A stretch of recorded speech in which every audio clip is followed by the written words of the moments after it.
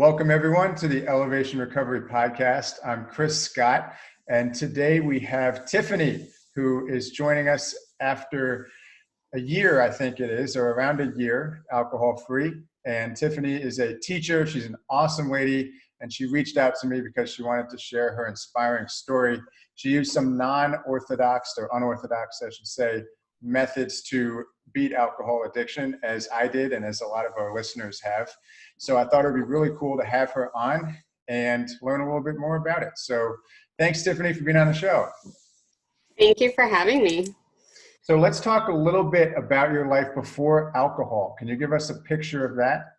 Well, before alcohol, I did not drink until I was 21 years old and in college, and joined a sorority, and I was able to control it, have a couple drinks here and there. But it at first was really easy to control, and it was just fun and just your normal college experience. Do you think you had a biochemical predisposition to addiction, or did you have any family members who had struggled with it?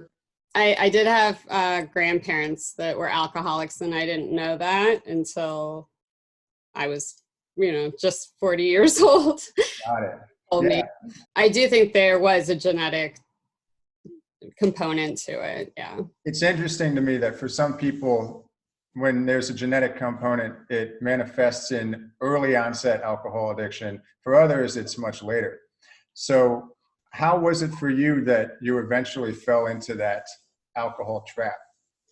It was I'm 11 months, almost 11 months sober now. And in January 2019, it was about 3 or 4 years before that the alcohol was spiraling out of control. And I was in a very unhappy relationship.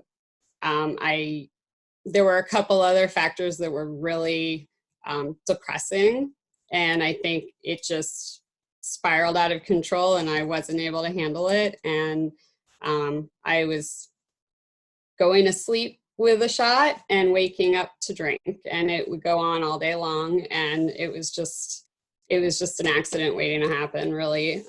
I was lucky. So you think you turned to alcohol as a coping mechanism, and then maybe the biochemical predisposition started to get fueled up? Yes, I do. Do you remember the point at which you started thinking you might have an issue?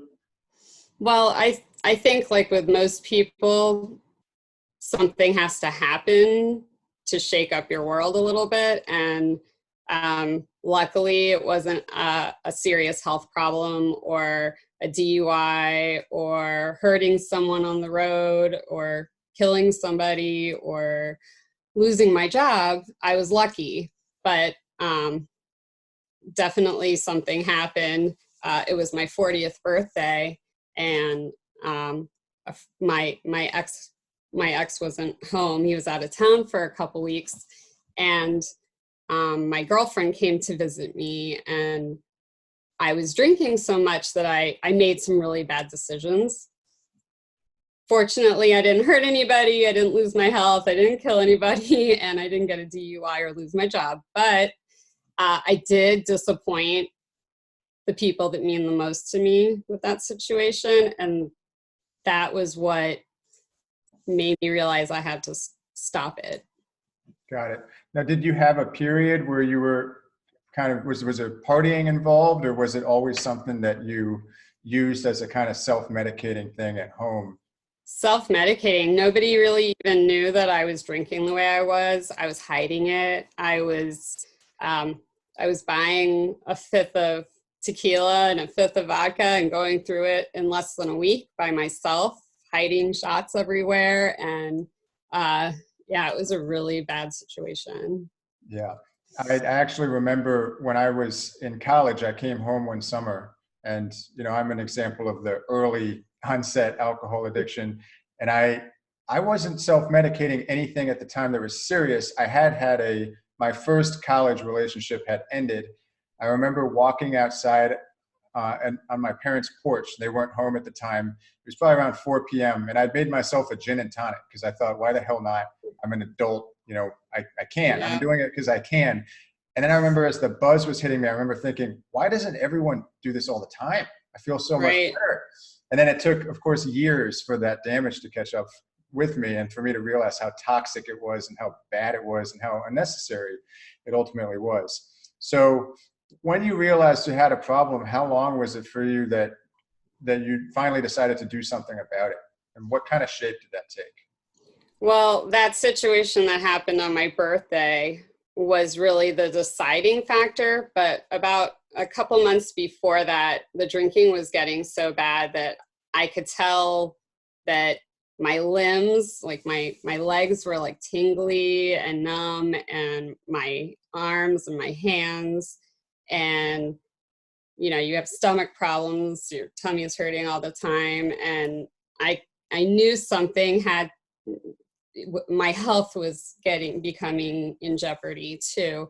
So once that situation happened where I was disappointing everyone and I had to make a decision, that's what made me make it.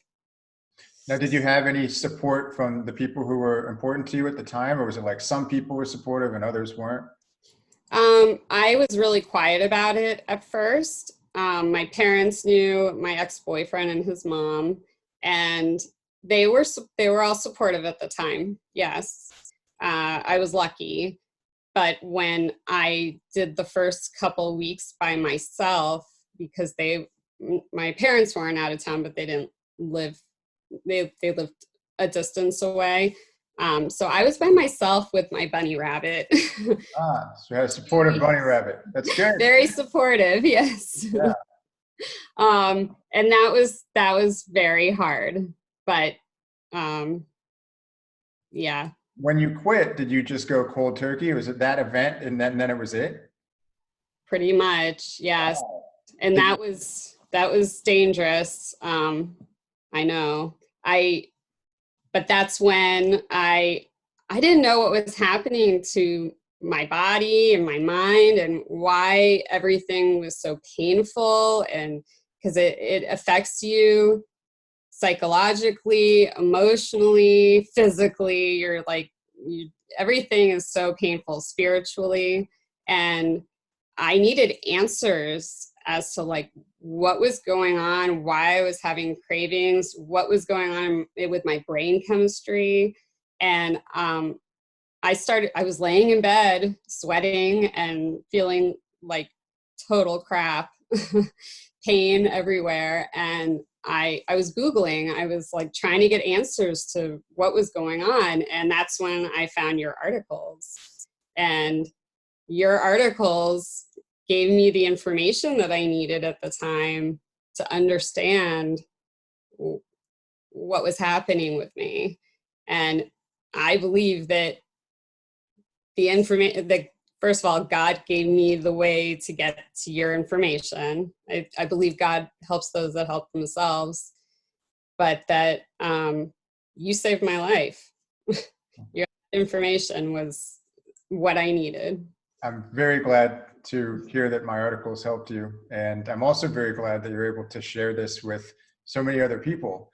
And just curious, which article did you come across when you were searching? Was it just all? I was reading all of them on Fit Recovery just to understand, like, well, why am I having these cravings? I know it's not right, and the vitamins and supplements. I was trying to understand, like, what was going on in my brain and what the alcohol had done to my body. So it was I read every single one of your articles and then the book, and I'm like, well, a lot of this information, came from, it all fit together. And it also helped at the time to read the articles because there's comments from people underneath, and reading that other people had the same situations too. It all just fit together at the right time for me. Well, that's really good to hear. And I'm glad you found what you needed at the time. So what was the process like for you once you found that information? I know it can be kind of confusing, and I try to put myself in the shoes of someone who's coming across say fit recovery or someone with an opiate issue going to Matt Finch's site and finding similar things for opiate recovery. Sometimes it can be overwhelming when you have so much information thrown at you, and it's like, well, now what do I do? And it's made more complicated by biochemical individuality. So no one's exactly the same. Like, I could give you DLPA or L-glutamine or even B vitamins, and it might have a different effect. You might feel something, you might not. Someone else might feel something, they might not. So there's the drug-like effect versus the long-term repair thing. There's just a lot to wrap your mind around. So what was that like for you when you finally started being proactive with some of that information? Well, I followed, what I pretty much went through what my side effects were and started taking the supplements and vitamins that you recommended for that. Was really, I don't remember all the names. Oh, I'm sorry. I'm not going to put you on the spot. Some of them I still do take. So, Yeah. And it was all really just amazing information. Awesome. And I wouldn't have been able to get through it without all of that. So. Well, so you ordered some supplements, and then I assume they arrived and you thought, all right, well, here goes. We'll see if it does anything. Do you remember what happened after that? Was there a lot of trial and error? There wasn't a lot of trial and error. I mean, I think that just the information of understanding that it was a brain chemistry problem and it needed to fix itself. It wasn't going to be overnight. It was going to take time. Giving myself the time to recover was what I needed to do. So I found that people are often more compassionate to themselves once they realize that it's a brain chemistry issue. You're not going crazy. You're not a bad person. You're not weak. You're not going to be perpetually fragile. You're not defective. And that's kind of liberating to know, even if you don't get that immediate physical relief right after learning that information, at least you hang on a little bit longer and you think, well, okay, it's a physical problem. There's got to be a physical solution. Over time, I'll recover, and I won't perceive reality through the lens of this messed up brain chemistry forever. That's true. Yes. Yeah. I know, like obviously the first 3 weeks to a month was the hardest. I had headaches the third week and they were really bad, but once the first month went by, it was much more manageable for me. You have like a post-acute withdrawal set in. And by that, I just mean that after the first couple of days where people feel really crazy with the alcohol withdrawal, sometimes there's some insomnia, depression, anxiety. It's like a watered down version of those really acute symptoms. Yeah, I have anxiety anyway. So yes, that was definitely a problem. Was the anxiety something you'd had for your whole life? Since about 2008, which 14 years ago. Yeah. Yeah. Well, I asked because a lot of people, it seems, might have, and this is my speculation, I can't diagnose people, but a GABA deficiency. And I think I'm one of those people. There are things that I've done to try to make that not my baseline. In other words, deficient GABA levels, GABA being the primary calming neurotransmitter in our brains. And one of the symptoms of that is just being a little bit too on edge. And if your GABA is low, you might have high glutamate levels. So you have too much electrical activity in the brain. And for me, I found that L-glutamine and CBD oil were really helpful for me. And I didn't discover CBD oil until years after I quit drinking. So it's like this optimization is like a never-ending process. I just out of curiosity, can you name one of the things that you still take that you find to be helpful? The forgot what it's called. What else? So yes. L-theanine, L-tyrosine. L-tyrosine, I believe. Okay. What Awesome. it is. Yeah. Yeah, that's a dopamine precursor. I actually just started taking some, it's called Beyond BCAAs for workouts, recovery, but it also has L-tyrosine in it.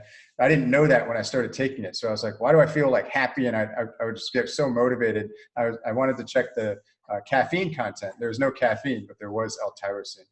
So you've also been into fitness. Is that right? Is that something that, Yes. and that's one of the cool things about getting off alcohol is that your fitness level returns and then you can actually reach new heights that you never even knew could be possible without alcohol.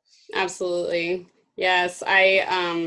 About uh, 3 or 4 months before I stopped drinking alcohol in January, I had broken my foot and had been in a boot for 6 months, like nonstop, 6 months, sleeping in it and everything. So that didn't help my depression and drinking situation. Yeah, I bet. But I did gain a lot of weight. And between getting the boot off over a year ago and going sober in January, I've lost like 75 pounds with exercise. 75 pounds? Oh my Mm-hmm. God. I didn't know Yeah. that. That's amazing. Thank you. Wow. I lost about 30 pounds, 30 or 35 after I quit drinking. It took a while because a lot of people don't know that you're not going to lose weight right away, usually when you stop drinking. Right. Because a lot of people are chronically dehydrated, their liver's not working properly, it's not activating nutrients, it's not helping you burn fat. So after that initial repair period of a few weeks or maybe a few months in some cases, people start to actually lose the fat because, I mean, they're not getting the toxic empty alcohol calories, but they're also making better choices, they're working out, they're actually sleeping.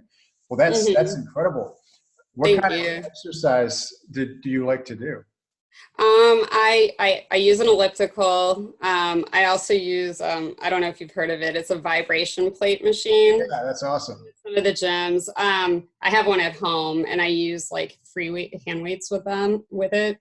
And I do boot camp for toning and strengthening. So, I do that once or twice a week. Yeah. That's awesome.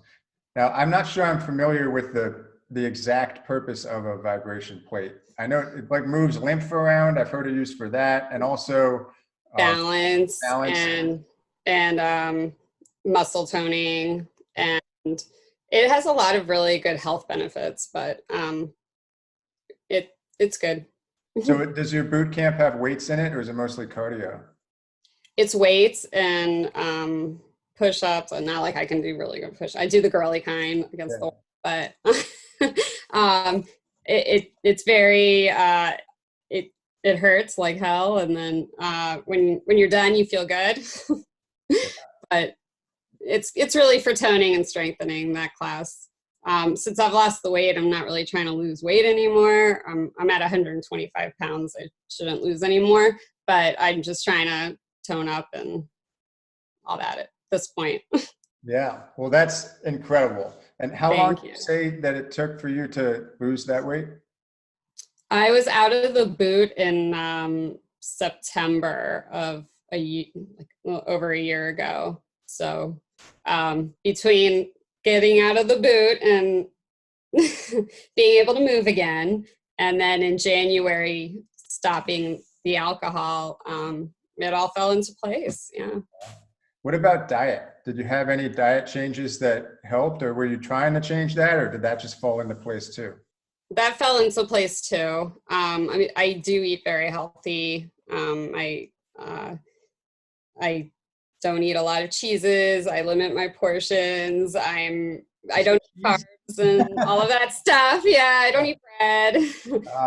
But, it all kind of fell into place. It's not hard to do it when you're not drinking because you're not hungry all the time for empty calories, you know?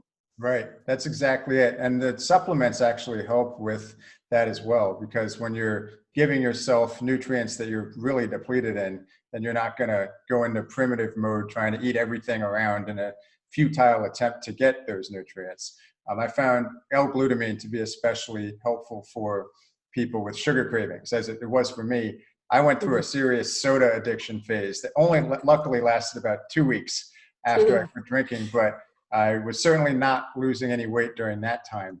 And I've since gotten my parents onto Zevia, the stevia sweetened sodas, because I can't have them sitting around drinking Diet Coke. It hurts my oh yeah. So what motivates you when you get up in the morning today?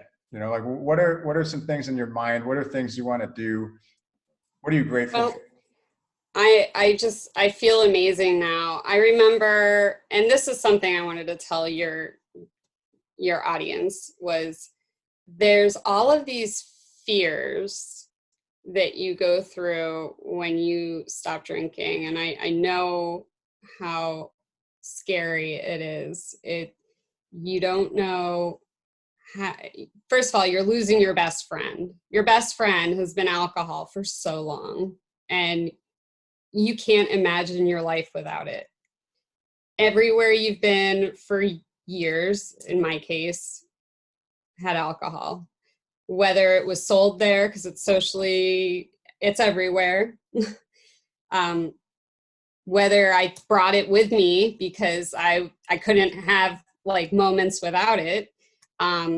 It was so scary to not know what my life was going to be like without it. And it's so socially acceptable. It's everywhere you go. And I was really, really scared. I didn't know if I'd be fun anymore. I didn't know if I couldn't remember any memories, not like I remember very many memories. I couldn't remember a time without it at that point.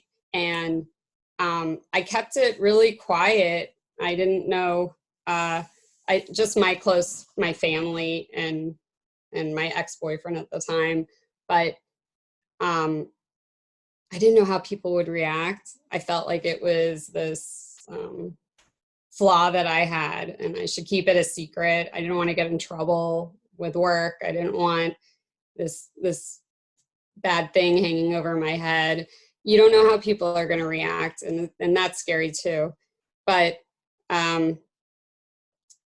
you know, not knowing who you are without it, not knowing if you'll ever have fun without it, all of these things go through your mind when you're thinking about quitting or you're trying to quit.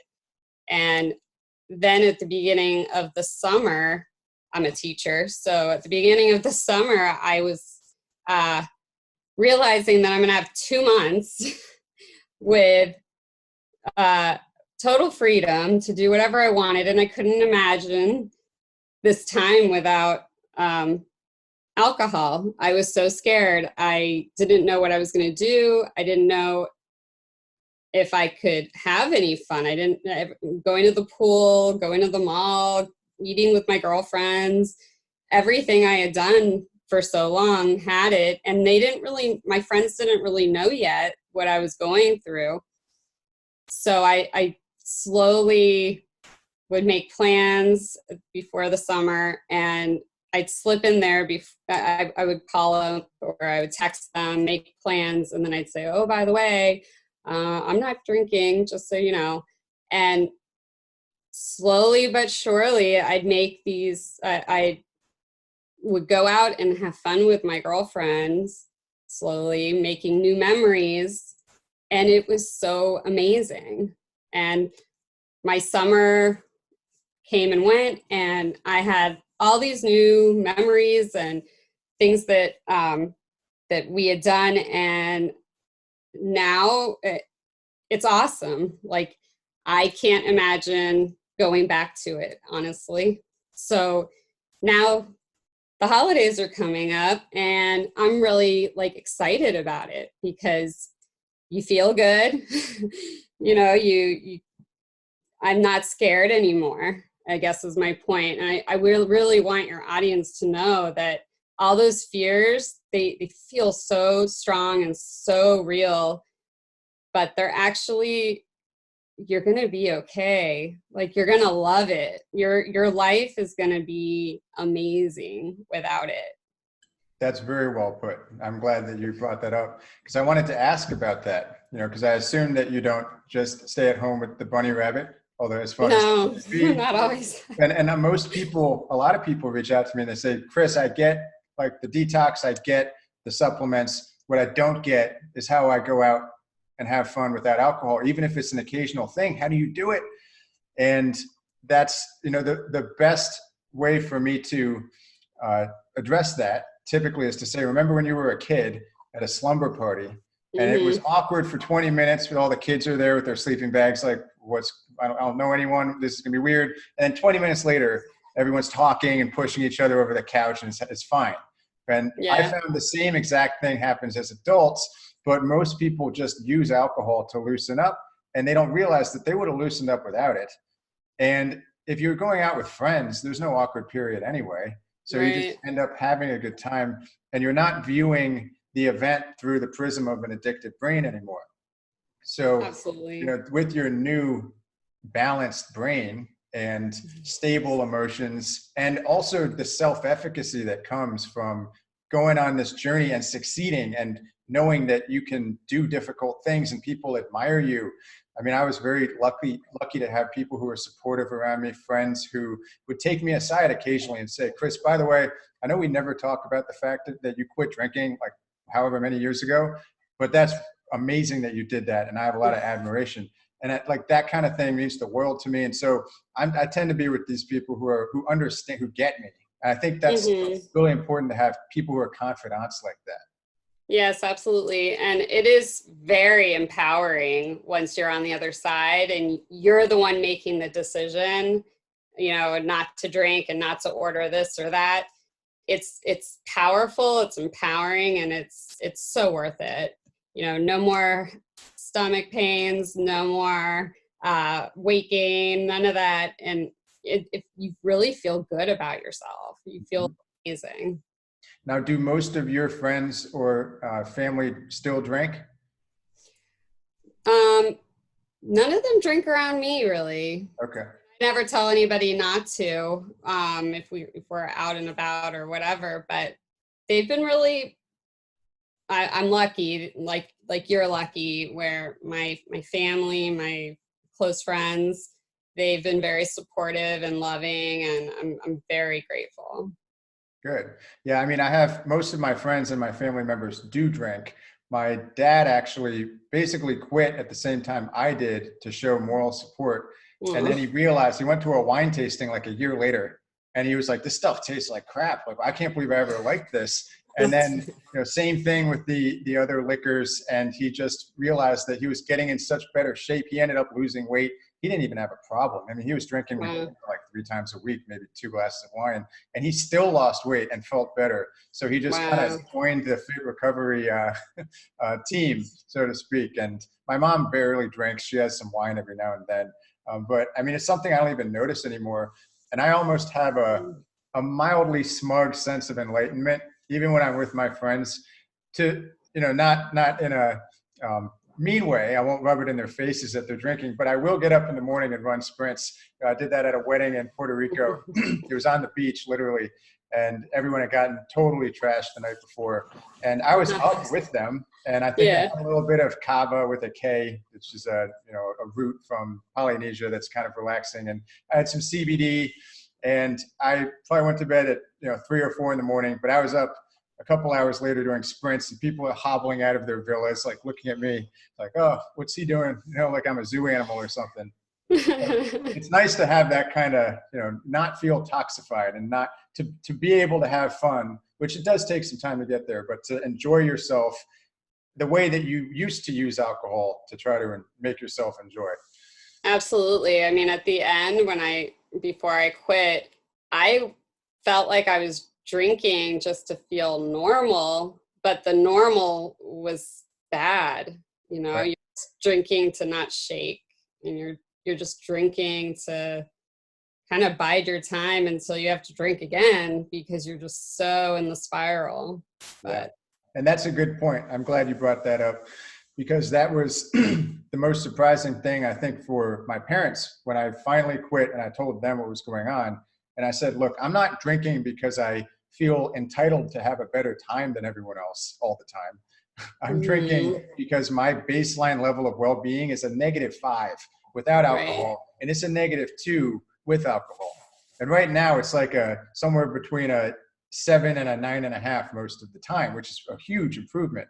And I think that's probably the best way to put the improvement in sense of well-being to someone who's not yet undergone this process, which does require effort and sleep and time. But Yeah. just to say, look, your baseline level of well-being has been reset lower due to alcohol. And that's why you can't even enjoy drinking anymore. Yeah, absolutely. What else played a role in your transformation? I mean, quitting drinking, enjoying yourself without drinking, losing all of that weight, getting back in shape. I mean, did you have any other support groups, or did you keep it kind of minimalist? I was minimal. Yeah. I did not go to counseling. I didn't go to AA. Very few people knew what I was doing. I just kind of suffered through the big parts and then reaped the benefits after. That's awesome. And you rewired your brain. Yeah. Yeah. It's a process that, I think continues for years. I felt better on year 2 than I did year 1. I felt better year 3 than year 2. And now I think I'm approaching 6 years alcohol free. And it's the idea of drinking seems very silly. It doesn't even enter my mind. It's a funny thing. I think about alcohol every day only because I run Fit Recovery and I'm a coach for Elevation Recovery. But I realized the other day, I can't remember the last time I thought about alcohol as an object of desire. I think about it as a toxic thing that people we have a culture revolving around this silly toxic substance. So yeah, well, was there anything else that you wanted to share with our audience about your recovery or journey or what you want to do next? I just want to tell everybody that it will 100% get better. Just stick with it and read the book and go, get whatever supplements and stuff that you think would benefit you for the pains that it's painful in every way, but it's so worth it. And the holidays and everything else will be amazing. I just wanted to be able to share the story and hopefully help someone. Absolutely. I have no doubt that you'll be helping a lot of people with this story. And I did want to ask real quick, what do you drink instead of alcohol? Let's say it's a holiday party. I got to a point, I got real tired of tap water and I started, going for the low sugar kombuchas, putting them in champagne glasses. Do you have anything like that you like to do? I drink Perrier with. Nice. I do too. I like that. That's my go-to all the time. I drink that and I drink coffee. I drink a lot of coffee, but nice. Perrier with lime. You drink black coffee? Usually it has almond milk, but I don't add sugar. Okay, there you go. Yeah, I can't do the sugar either. I used to do stevia, but I don't even have a sweet tooth anymore. Well, Tiffany, thank you so much for being on the show. I know a lot of people are going to find this to be inspiring. And, I'm actually going to send you a free link to join my course. Not that you need it at this point, but I think you said you read my book and the articles at Fit Recovery, but we have a really cool private Facebook group in there. And not everyone in it has joined yet. It's very new. I think we've got 60 or so people.